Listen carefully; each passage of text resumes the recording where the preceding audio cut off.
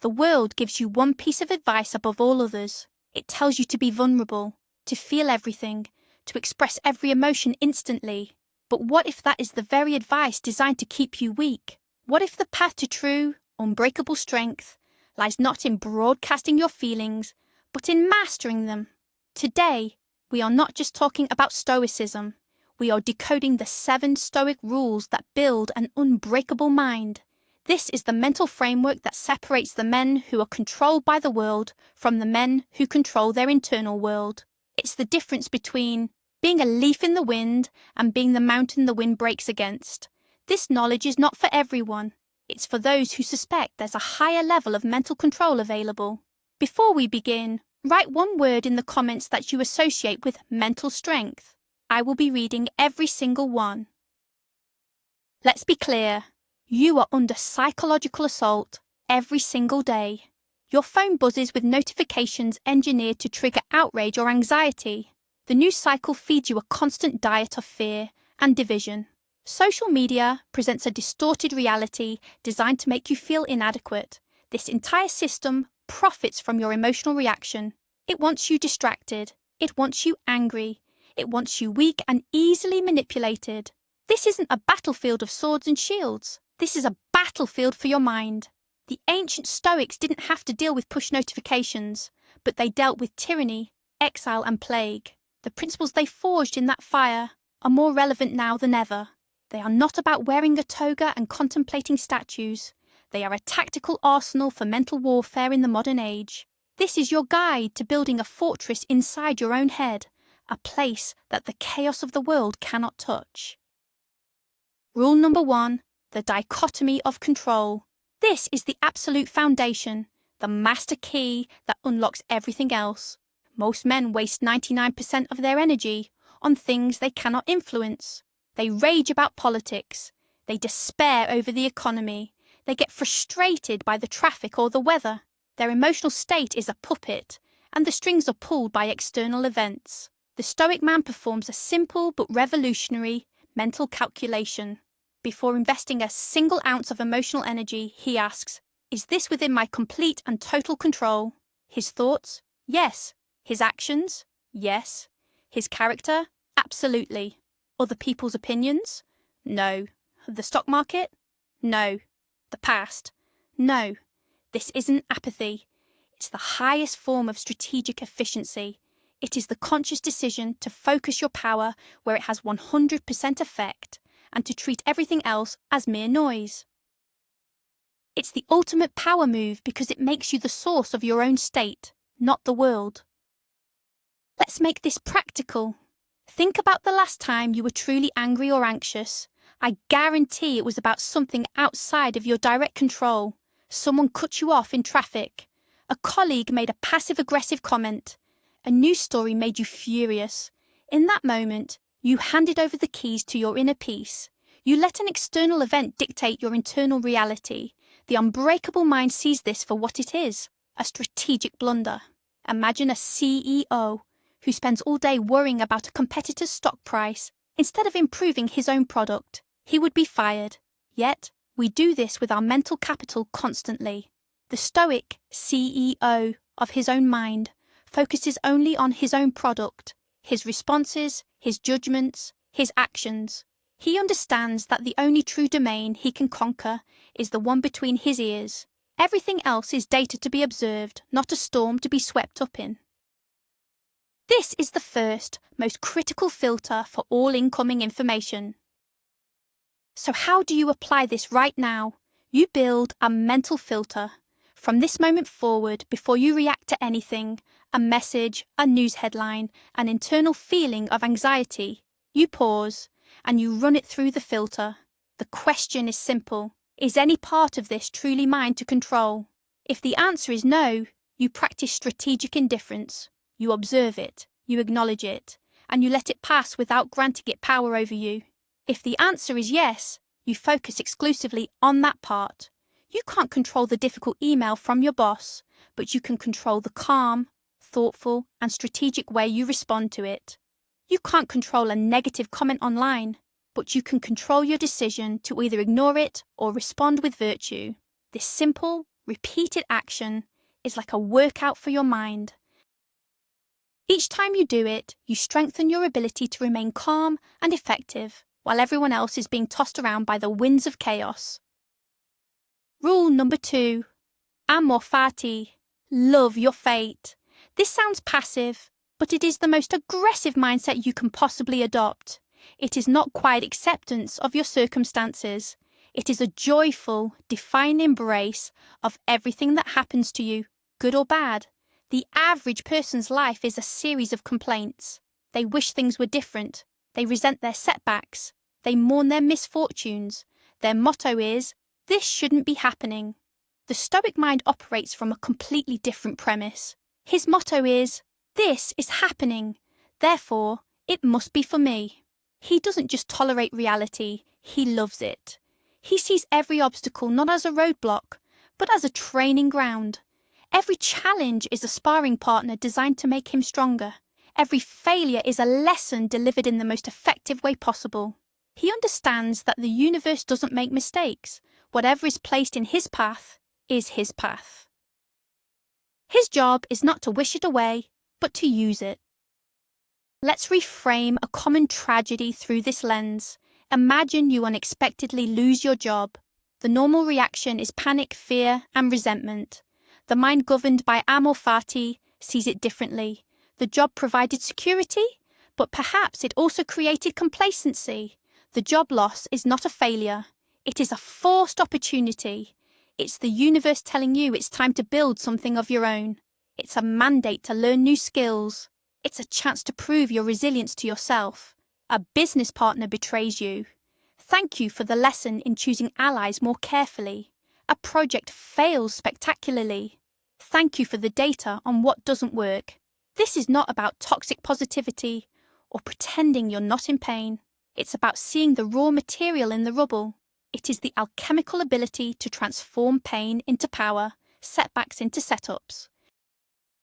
The unbreakable man doesn't just play the hand he's dealt. He loves the hand he's dealt because it's the only one that can make him who he is meant to be. The actionable technique here is simple, yet profound. It is the thank you reframe. When something goes wrong, your first, trained, instinctual thought should not be, why me? It should be, okay, what is this here to teach me? You don't have to say it out loud. It's an internal shift. The flight is cancelled. Okay, this is an opportunity to practice patience or to get extra work done. A sudden, unexpected expense arises. Okay, this is a test of my financial discipline and a reminder to build a stronger safety net. By treating every event, especially the negative ones, as a necessary and valuable part of your journey, you strip them of their ability to break you. You become an anti-fragile system. Shocks and stressors don't just fail to harm you, they actively make you stronger, more adaptable, and more powerful. You begin to welcome challenges knowing that each one is forging you into a more unbreakable version of yourself. Rule number 3. Premeditatio malorum. The premeditation of evils. Modern culture is obsessed with positive visualization. It tells you to only think about success, to never entertain failure. The Stoic sees this as dangerously naive. It builds a mind that is fragile, like glass. It shatters at the first sign of real-world impact. The Stoic, in contrast, builds a mind of tempered steel. He does this by deliberately and calmly contemplating the worst-case scenarios. This is not pessimism. It is psychological inoculation. It is exposing your mind to a small, controlled dose of a potential disaster to build immunity to fear and shock. The man who has never thought about losing his job is paralyzed when it happens. The man who has calmly rehearsed it in his mind already has a plan. He has already felt the initial shock and moved past it. When crisis hits, he is not panicking. He is executing. Think of it like a fire drill. We don't practice fire drills because we want the building to burn down. We practice them so that if it does, we don't freeze in terror. We act calmly and rationally. Premeditatio malorum is a fire drill for life. What if you lost your biggest client? What if you had a serious health scare? What if a relationship ended? The undisciplined mind pushes these thoughts away. The Stoic mind invites them in for a strategic meeting. He walks through the scenario. He imagines the immediate consequences. And then, most importantly, he strategizes. If X happens, I will do Y. Then I will do Z. This process does two things. First, it often reveals that the worst case is far more survivable than your lizard brain imagines. Second, it robs the future of its ability to terrorize you. Fear thrives in the unknown. By shining a light on potential darkness, you take away its power. You replace anxiety with a plan. Here is the daily practice. It takes no more than 5 minutes. Each morning, take a moment to consider what could go wrong in the day ahead. Not in a way that creates anxiety, but in a way that fosters preparedness. You have a major presentation. Visualize it going poorly. The projector fails. A key person is hostile. What will you do? You'll have a backup on a USB. You'll know your material so well you don't need slides. You'll have pre-decided how to handle criticism with grace. By doing this, you are no longer hoping for a perfect outcome. You are prepared for a realistic one. You are building resilience into your day. Most men walk through life hoping the storm doesn't hit. The Stoic man walks through life having already practiced his response to the storm. That's the difference between a mind that breaks and a mind that endures. Rule number 4. The view from above. Your ego is a prison. It convinces you that your problems are the most important problems in the world. Your anxieties are catastrophic. Your successes are monumental. This narrow, self-centered perspective is a source of immense suffering. The Stoic antidote is to practice what is called the view from above. It is a mental exercise in perspective shifting. In your mind, you begin to zoom out. You see yourself in the room. Then you zoom out further, seeing the building, the street, the city. You keep going. You see the continent, the earth as a blue marble suspended in space. You see the solar system, the galaxy, the endless expanse of the cosmos. From this vantage point, you look back at that problem that was consuming you a moment ago, that insulting email, that financial worry, that social anxiety. From the cosmic perspective, it doesn't just look small, it practically vanishes. This exercise is not meant to diminish your life or make you feel insignificant. The purpose is the exact opposite. It is to liberate you from the tyranny of the trivial. The vast majority of things that cause us emotional distress are, in the grand scheme of things, meaningless. When you are caught in the grip of anger or fear, it feels all-encompassing. The view from above is a circuit breaker. It forcibly reminds you of the immense, awe-inspiring context in which your life is happening. It recalibrates your emotional response. It helps you distinguish between a genuine crisis and a mere inconvenience that your ego has inflated into a catastrophe. The man who can access this perspective at will cannot be easily provoked. He cannot be dragged into petty arguments. He is operating on a different plane, with a different sense of scale. He conserves his energy for the few things that truly matter. You can practice this anywhere, anytime. When you feel a surge of negative emotion, anger, frustration, anxiety, stop, close your eyes for 10 seconds, and begin the zoom.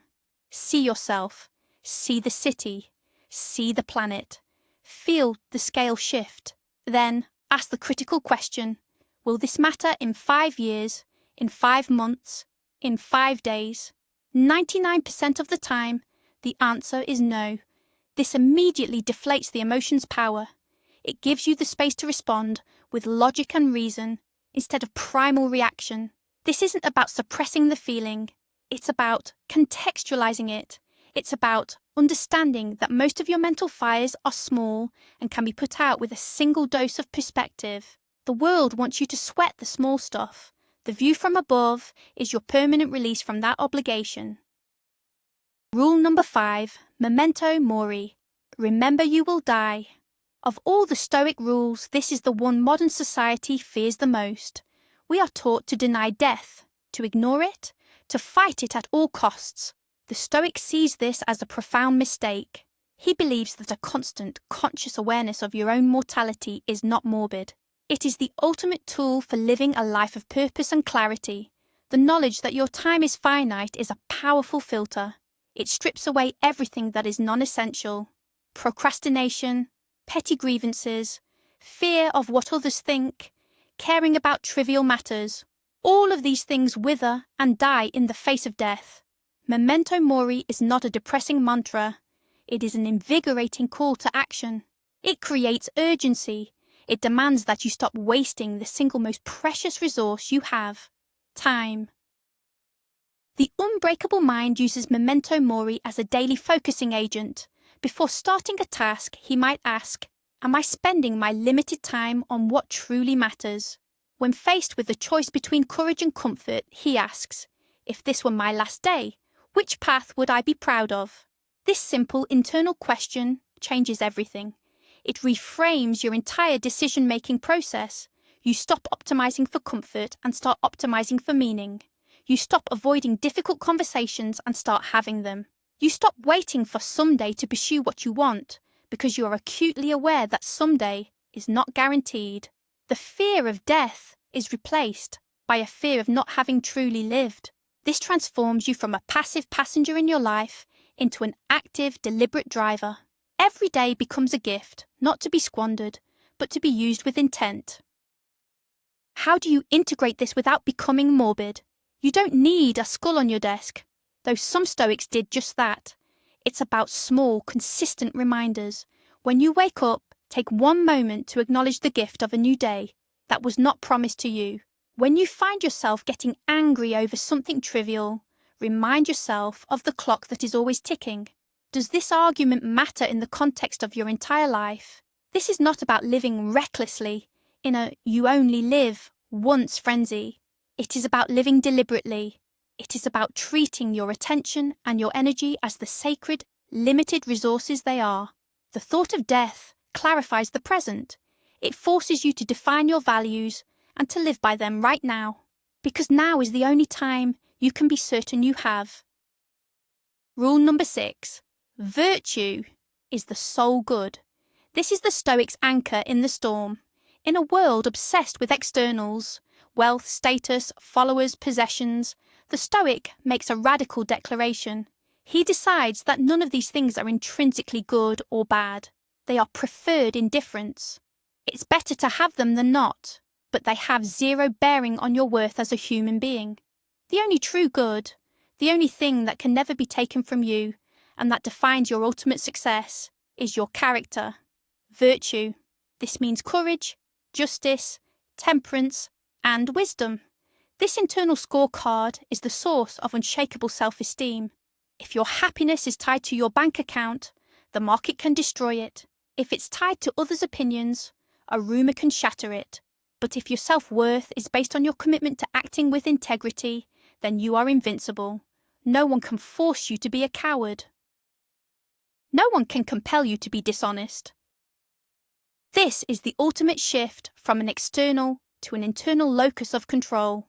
The weak man is constantly seeking validation from the outside world. He needs the applause, the promotion, the luxury car to feel good about himself. His sense of self is a fragile construction, outsourced to the whims of others. The Stoic man builds his sense of self on a bedrock of internal virtue. His driving question is not, what will they think of me? But, did I act in accordance with my principles? Did I face this challenge with courage? Did I treat this person with fairness? Did I act with moderation and discipline? This is the only judgment that matters. This mindset creates profound inner peace. You are no longer on the emotional roller coaster of external events. You have a constant, a North Star, that guides you regardless of whether the seas are calm or stormy, your own character. To put this into practice, you must consciously define your code. What does courage mean to you in your daily life? It might mean making that sales call you're afraid of. What does justice mean? It might mean giving credit to a colleague who deserves it. You then begin to judge your day, not by what you achieved, but by how well you adhered to your code. Did you get the promotion? That's an indifferent. Did you act with integrity throughout the process? That is the victory. This reorientation is difficult at first, because we are so conditioned to chase external rewards.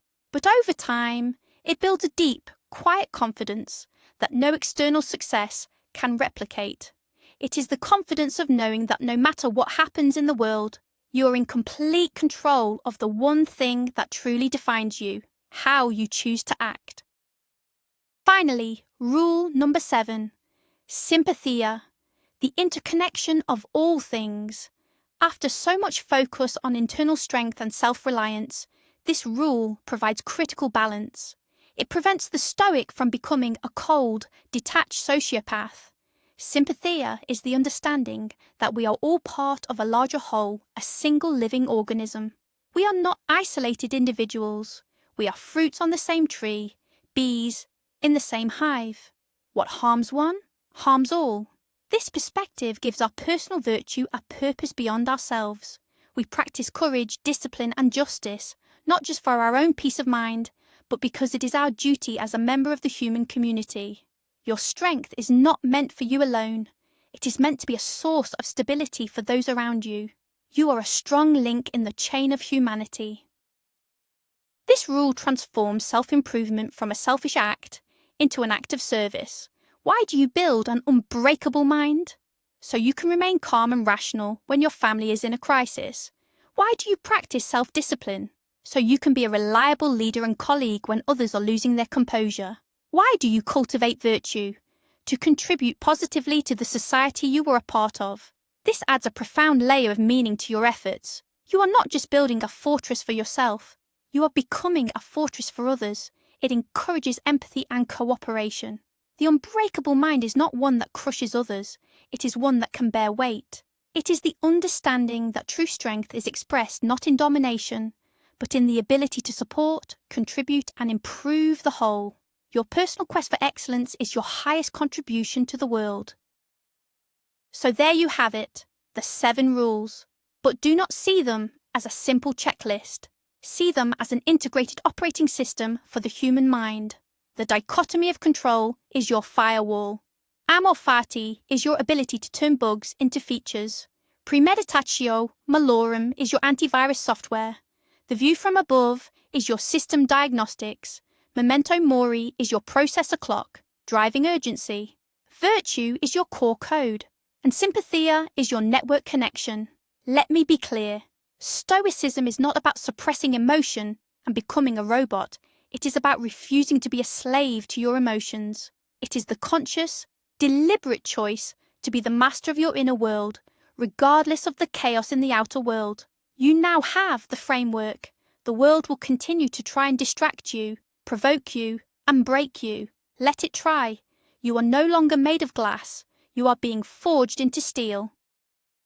Thank you for investing your most valuable asset, your time, in building a stronger mind. If this framework resonated with you, subscribe for more.